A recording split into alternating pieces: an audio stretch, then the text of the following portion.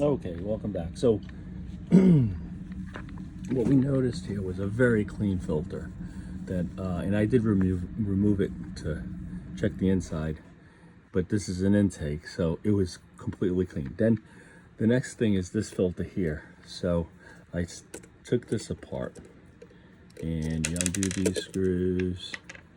Look out for these are gonna go on the inside here on there's red little washers on the inside here. Let's take these screws off that I had already partially undone, and look at this. Look how dirty that is. So that is probably 50% obstructed. So surprisingly, because when I had my other Yamato, this was really obstructed on the surface, along with something like this on the intake. And yet there's still one more filter here. I believe it's this triangular piece here that we're gonna check out. I believe this model has a filter right here that we'll check out. But this is a problem, so I'm gonna pause this here, clean it off, and then we're going to reinstall this back in here. But you can see that the parts are pretty well, and you can kind of poke around in here. I mean, no loose parts. This is the visual guide for the level on the oil fluid. So it has to be on the between those two red lines. I always put it to the top half, but like I had said, this has a little leak, so hopefully it can be resolved by tightening up, maybe better tightening of the bottom oil pan. So let me just put it on pause, clean this off, reinstall it, and then we'll check out to see if there's a filter here, which I believe there is. So I'll be right back. So there is, on top of this metal filter that we pulled off, there is like this kind of like a paper filter that I cleaned out with soap and water, and the jets from the faucet down through it and kind of came through. Got it pretty clean. Now we're just gonna kind of dry it off and then reinstall it.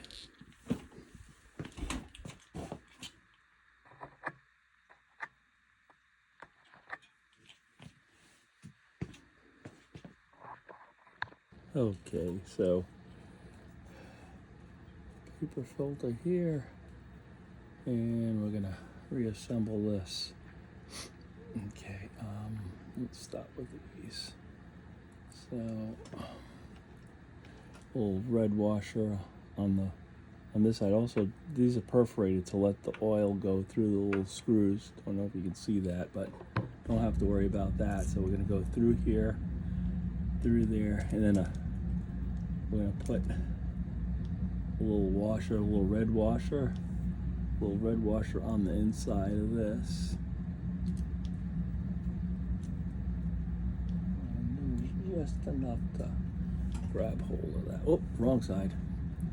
We are on the wrong side. So let's go back here. Wrong side. Here. There. Here. And put the washer. And hopefully we can catch the threads on the other side.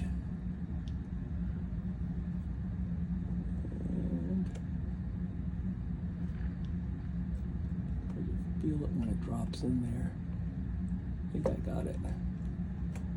Okay. Oh gosh, going a couple of more turns. Let's make sure that it's stand up here. Just a washer. This could take a while here.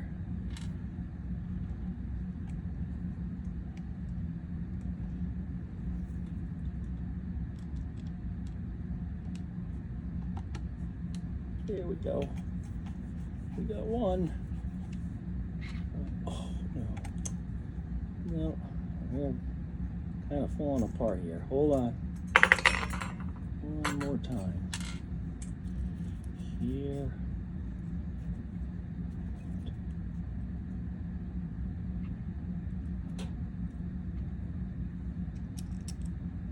We're gonna get there.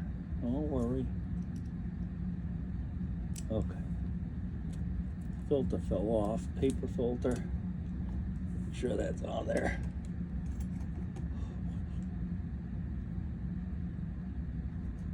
Grab that.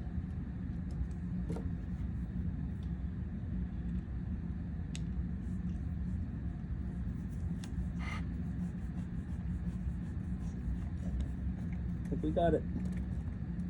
I think we got it.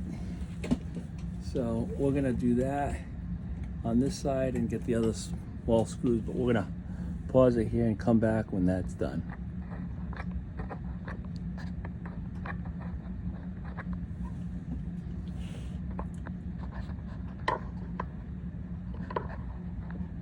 Okay. So when you put in the screws, you don't want to tighten them initially because we need movement around the screen to put all the other screws in, even the second one here. So don't tighten it until you get that one in, and don't tighten until you get the third one in, and then you can give it all a tight. Then you can all tighten. But this is not the easiest thing because you're dealing with the metal screen and that paper filter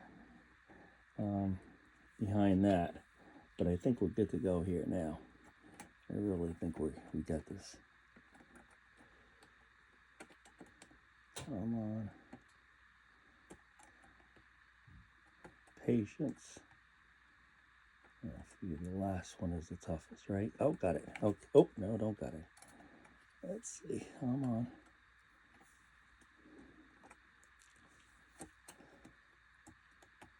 You can feel it. Can't catch that thread though. Let me see if I can do a little. That work. There we go. Okay. So now we can kind of hand tighten them. Good. Let's go. So we'll start at this up here. Kind of go down in here. Beautiful. Okay.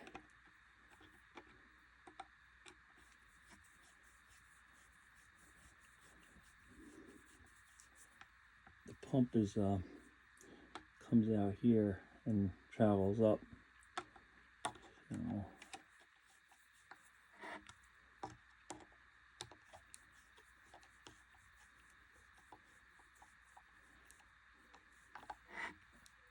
my hands are a little bit oily.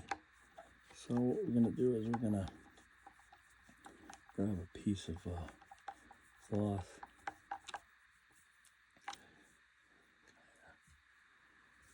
more time.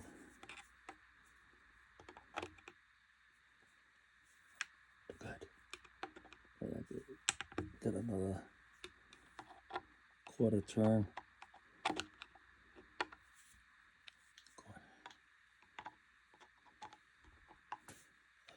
And that's it. That's good. Okay, so the next attempt is try to find out.